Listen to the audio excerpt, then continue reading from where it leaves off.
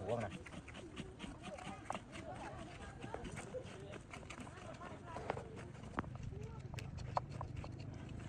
ผมมีคนมาหมดเลยเดี๋ยวไม่มีคนเนาะละลายในวันชิ้นในมือพักแล้วเนาะประมาณใส่ถูกใส่เทียนยังไล่เลยคน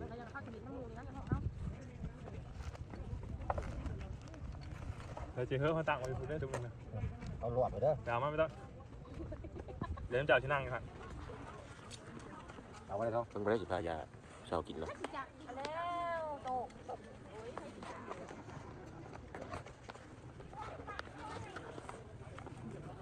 ตัวมูตัวกระยาไปเลยใช่เลยนะเอาไก่นักกระมูนะเบิ่งยาบ่ได้ไปจักจะไปนักฮะขันไหมบ่คือซึ่งเขาเนี่ยดอกลอยกาแฟผมกินได้แล้วกินนี่ไปกินครับเอ็มลอยในพิษกระเพาะนะครับสำหรับเขาเดี๋ยวนี้ยังบริการนะมันปวดนะ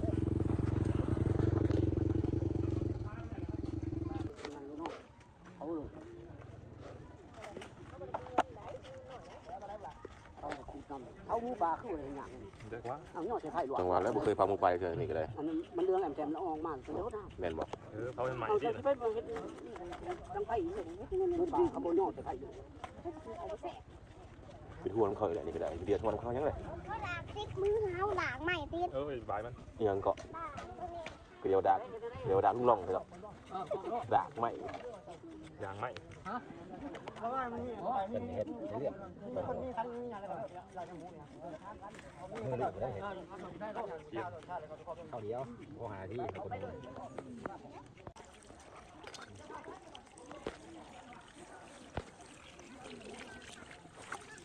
เขาว่าคนชามหูจีหูนะคนมูป้าเขาอย่างนี้สองหูสามกันแล้วเอาตัวเจอไปได้เหลือคนมูเนาะคนมูป้าไปจุ่มในหูหนึ่งมีเลยหลายคนอะไร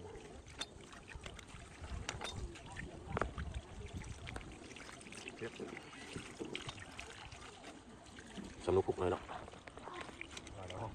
นู้นจำได้สิบอกเหมือนบนในคลิปเลยนู้นอันนี้นู้นกะลีตัวนี้เอาโล่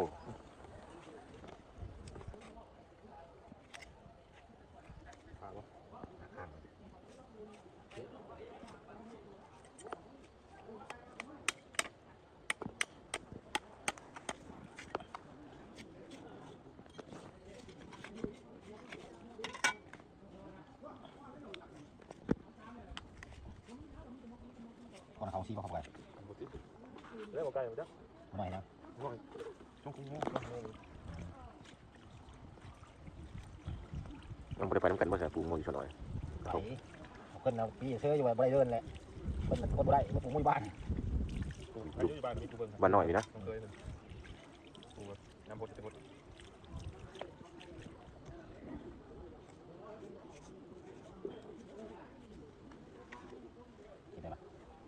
ได้เลยเมียนะกลางเอาเชีย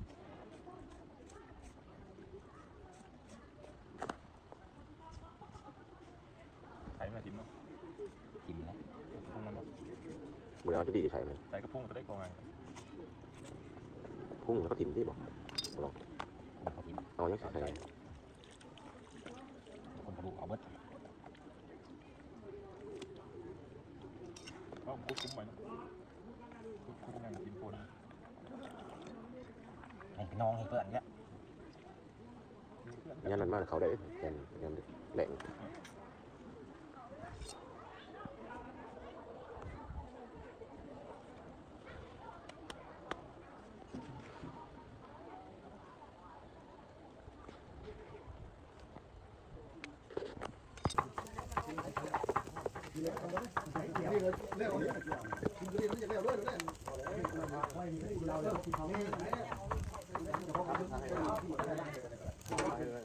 เลือดนะ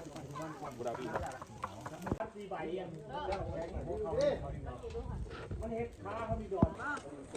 ่อเขากินได้แบบเอาไว้ดิ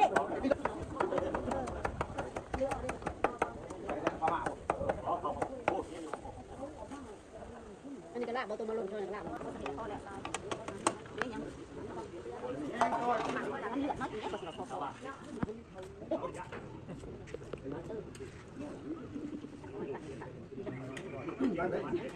จลงไปคนข้างนั่งนั่งเอ๊ะมาบัว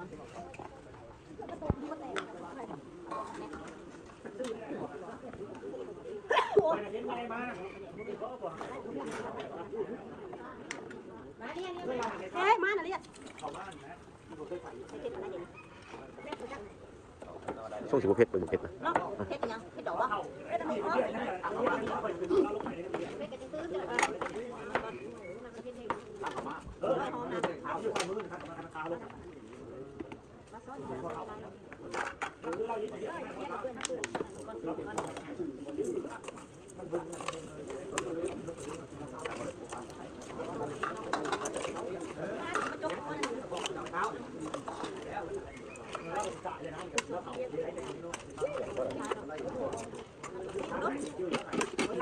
กินแล้ว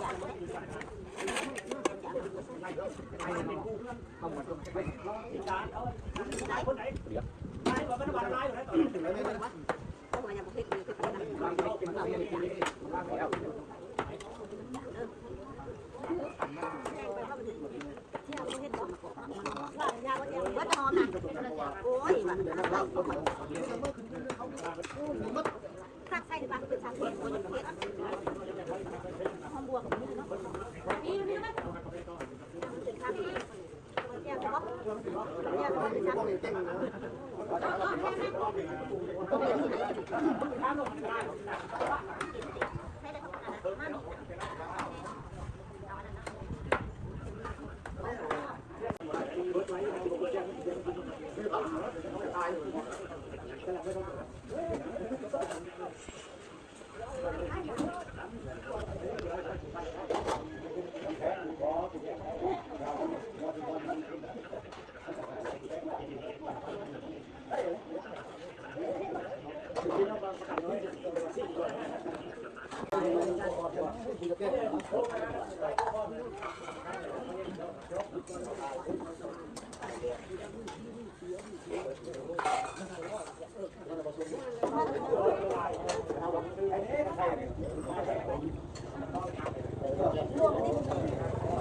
ได้มาเลย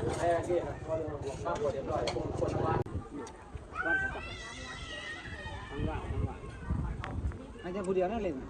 เอ้าอยู่ที่ว่าอย่างเราอยู่ที่ เจออยู่มันจะว่าไอ้พวกนี้อย่าง บ่ไม่ยกกันเลย